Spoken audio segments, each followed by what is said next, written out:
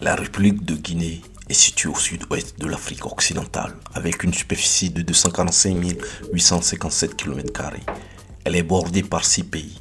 Elle prend son indépendance de la France le 2 octobre 1958, ce qui en fait le premier pays de l'Afrique française subsaharienne à le faire.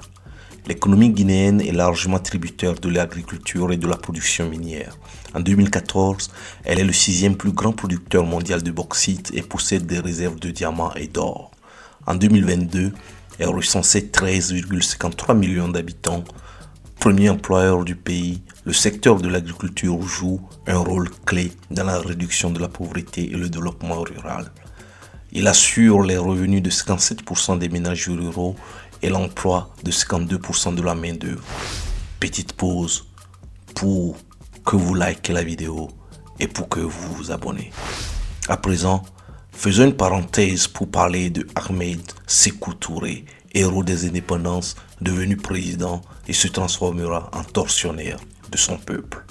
5. Sékou Touré devient le secrétaire général du syndicat des postiers, le premier syndicat fondé en Guinée, puisque les syndicats étaient interdits dans les colonies françaises jusqu'en 1944. Puis, il contribua à organiser l'Union des syndicats confédérés de Guinée, USCG, affilié à la CGT, dont il est élu secrétaire général. Il participe en 1947 à la fondation du Parti démocratique guinéen, antenne locale du Rassemblement démocratique africain RDA, parti agissant pour la décolonisation de l'Afrique. Il est élu député lors de sa 3e participation en 1956, ainsi que maire en 1955 sous la bannière du RDA, position qu'il utilise pour lancer des critiques pointues au régime colonial. La France est en pleine discussion sur la décolonisation qui s'annonce et lors de la visite du 25 août 1958 effectuée par le général de Gaulle à Conakry pour défendre le maintien de la Guinée dans la communauté française, Sékou Touré défend une entité multinationale composée d'États libres et égaux et déclare qu'il votera oui au référendum seulement si le texte est amendé afin de reconnaître au peuple le droit à l'indépendance. Cet incident lui vaut une solide rancune de Gaulle qui, mal informé de la situation en Guinée, ne s'attendait pas à être reçu avec un discours aussi offensif. En 1958, plus d'1 million de Guinéens votent non. Seuls 57 000 ont voté oui. Ils votent donc non au référendum parrainé par le gouvernement français sur l'union avec la France et choisissent l'indépendance totale qu'ils obtiennent le 2 octobre 1958 avec Sékou Touré à la tête du pays. Les colons français quittent la Guinée et emportent avec eux tout le matériel de valeur, rapatrient les archives souveraines françaises et surtout les liens économiques sont rompus. Malgré les difficultés, Sékou Touré affirme préférer la liberté dans la pauvreté que la richesse dans la servitude. Le début de la présidence de Sékou Touré est marqué par une politique marxiste avec la nationalisation des entreprises étrangères et une économie fortement planifiée. Sékou Touré remporte le prix Lénine pour la paix en 1961. La France mène alors une guerre économique contre son ancienne colonie. Les services secrets français vont notamment répandre de faux billets guinéens pour déstabiliser la Guinée monétairement.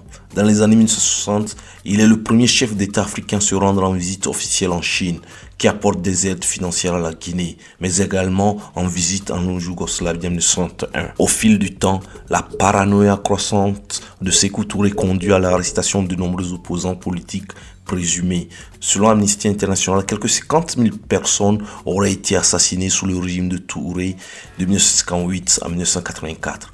Le camp Boiro reste le symbole de cette répression violente où une estimation de 5 000 personnes sont exécutées parfois après les tortures dénoncées alors par Amnesty International. À travers la police secrète et les exécutions dans les camps de détention, Sékou Touré fait régner sur le pays un régime de terreur contraignant des milliers de Guinéens à fuir la répression. Le 20 mars 1984, il est pris de malaise. Les médecins marocains affrétés par le roi Hassan II diagnostiquent de sérieux problèmes cardiaques. Le 24 mars, les cardiologues américains diagnostiquent un anévrisme de l'aorte. L'Arabie Saoudite dépêche aussitôt un avion médicalisé pour l'amener à Cleveland, aux États-Unis. Sékou Touré meurt le 26 mars 1984 à 15h23 à Cleveland, dans l'Ohio, aux États-Unis. lors d'une opération de chirurgie cardiaque. Sa dépouille est répartie le 28 mars et exposée pendant 2 jours au palais présidentiel. Il est inhumé le 30 mars au mausolée de Camaïen. Allez, fin de notre grosse parenthèse politique sur le règne de Sékou Touré. Revenons aux questions économiques. Restez avec nous. À la fin de la vidéo, nous vous ferons découvrir les défis à relever pour définitivement tourner dos à la pauvreté en Guinée. Malgré ces importantes ressources potentielles, l'économie de la Guinée est restée très fragile et dépendante de la bauxite et de l'agriculture. Les finances publiques se sont améliorées en 2022 avec un déficit budgétaire global en baisse estimé à 1,3% du PIB contre 1,7% du PIB en 2021. Cette performance est due à un surcroît de revenus miniers mobilisés en 2022, mais elle est limitée par les subventions à l'électricité qui continuent de croître en raison des bas tarifs de l'énergie hydroélectrique.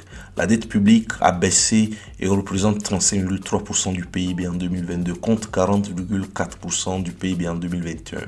Le risque de surendettement extérieur est modéré, mais l'espace budgétaire d'absorption des chocs est limité. La croissance du PIB devrait atteindre 5,5% en 2023 et 5,6% en 2024, stimulée par la production minière, la disponibilité d'énergie et l'investissement en infrastructures. La dette publique a baissé de 41,7% du PIB en 2021 à 35,6% en 2022, en raison du remboursement d'obligations contractées sur le marché domestique et des dettes titrisées. Sur le territoire de la Guinée-Conakry, la devise ayant cours depuis 1960 est le franc guinéen.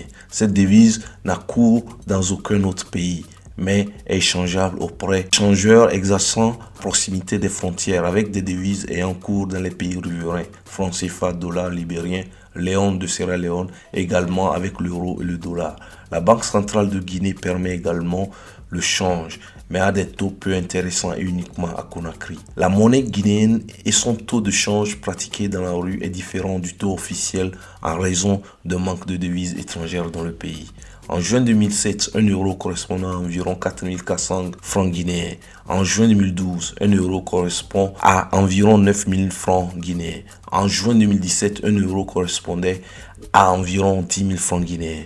Il faut aujourd'hui 0,0000107 euros pour convertir un franc guinéen. À l'inverse, avec 1 euro, vous obtiendrez 9386 francs guinéens. C'est dire que l'inflation et la dévaluation du franc guinéen est constant, ce qui met l'économie à risque. En attendant de voir les défis à relever par la Guinée, n'oubliez pas que vous êtes sur la chaîne qui vous parle d'économie, de business, d'investissement et de passion pour l'Afrique.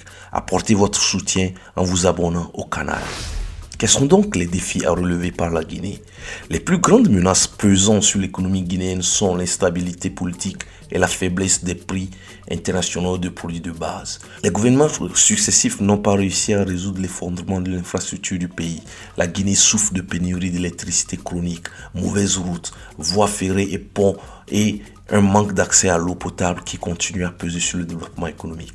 La Guinée-Conakry possède d'importantes ressources minières, notamment les gisements de bauxite, de fer, d'or et de diamants. Ces ressources pourraient potentiellement transformer le pays en une économie prospère, mais leur exploitation n'a toujours pas été gérée de manière optimale. Des problèmes tels que la corruption, la faible gouvernance et l'instabilité politique ont entraîné la capacité du pays à attirer les investissements étrangers et à exploiter ses richesses naturelles. Un autre obstacle au développement économique en Guinée-Conakry est l'insuffisance des infrastructures. Les routes, les réseaux d'électricité et les systèmes de communication sont souvent inefficaces, ce qui limite l'accès au marché et entrave le développement du secteur privé. L'accès à l'éducation et aux soins de santé est également limité dans de nombreuses régions du pays, ce qui a un impact négatif sur le capital humain et le potentiel de main-d'œuvre. Malgré ces défis, la Guinée-Conakry présente également des opportunités prometteuses pour inciter son développement économique. Le retour au sommet de l'état de la stabilité politique dans le pays devrait ouvrir la voie à un environnement plus propice aux investissements étrangers et nationaux. Ce qui voudrait dire que le retour à la stabilité ouvrira certainement la voie au développement. Merci et restez toujours fidèles à votre chaîne Sapol Invest.